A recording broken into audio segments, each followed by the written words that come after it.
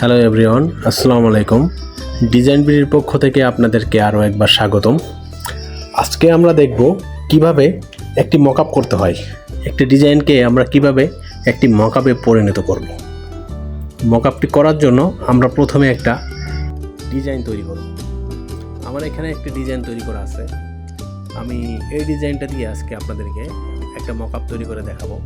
তার জন্য আমাদেরকে আগে ডিজাইনটাকে ডাউনলোড করতে হবে। আমি ডিজাইনটাকে আগে ডাউনলোড করে নিই। অবশ্যই আমাদেরকে ব্যাকগ্রাউন্ড, পিছনের যে ব্যাকগ্রাউন্ডটা ওইখানে চাপ দিতে হবে, ট্রান্সফার ব্যাকগ্রাউন্ড, ঠিক আছে। এখানে ট্রান্সফার ব্যাকগ্রাউন্ডে চাপ দিলে কি হবে, আমাদের যে পিছনের যে আপনার হোয়াইট যে কালারটা, যে আমাদের যে ডিজাইনের যে প্যাটার্নটা পিছনে, সেই প্যাটার্নটা থাকবে না, শুধুমাত্র আমাদের ডিজাইনটা থাকবে। বুঝতে পারছেন? এখন আমরা এখান থেকে আমরা অ্যানিমেশনে চাপ দিব। চাপ দেওয়ার পরে এখানে আমরা লিখব টি শার্ট মকআপ। এখানে আমরা অনেকগুলো আমরা টি শার্ট পেয়ে যাব। এখান থেকে আমরা এই ডিজাইনটাকে আমরা চুজ করে নিলাম।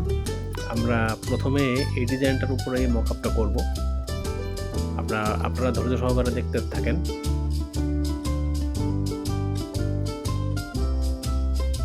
আমরা এখান থেকে আমাদের ডিজাইনটাকে আপলোড করে নেব। যে ডিজাইনটা আমরা একটু আগে সেভ করলাম সেটাকে আমরা এখান থেকে আপলোড দিয়ে নেব। দিয়ে যাওয়ার পরে আমাদের ডিজাইনটা এখানে আপলোড হয়ে গেছে।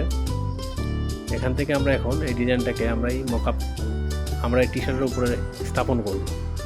এভাবে আমরা স্থাপন করে দিলে আমাদের এই মকআপটা দেখেন কত সুন্দর দেখা যাচ্ছে। এটি খুব সুন্দর একটি মকআপ।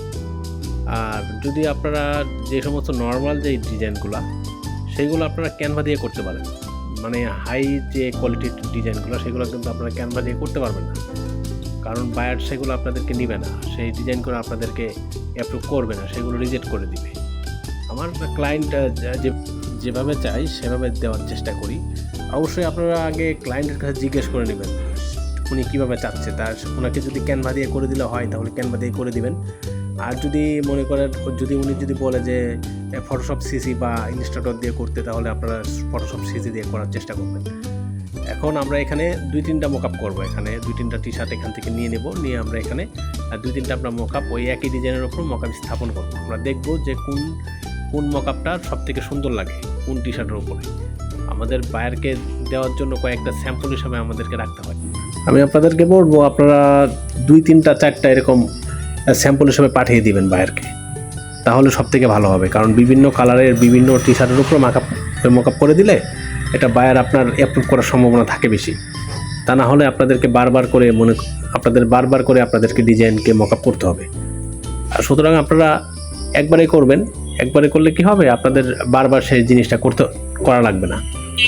আপনারা একবারেই ওইটা আপনারা বায়ারদের কাছে দিয়ে দিতে পারবেন। এখন যাই হোক, আমি এখানে 2টা মেকআপ করছি, এখন আমি আরেকটা করব। করার জন্য আমরা এখান থেকে একটা হোয়াইট কালারের একটা টি শার্ট নিলাম।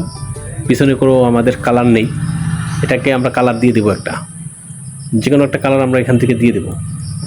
এখানে দিয়ে দেওয়ার পর আমাদের এই মকআপটা, আমাদের যে ডিজাইনটা, সেই ডিজাইনটা আমরা এখানে দিব। এখান থেকে আমি একটা কালার আগে চুজ করে নিই যেটা আমাদের টি শার্টের মকআপের সাথে যায়।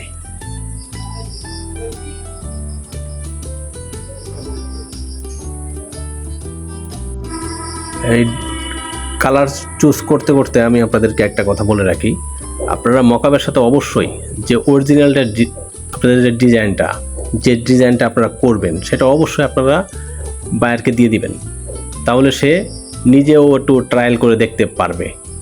বুঝতে পারছেন? আর এখানে আমি এই টি শার্টের উপরে মকআপটা দিয়ে দিছি।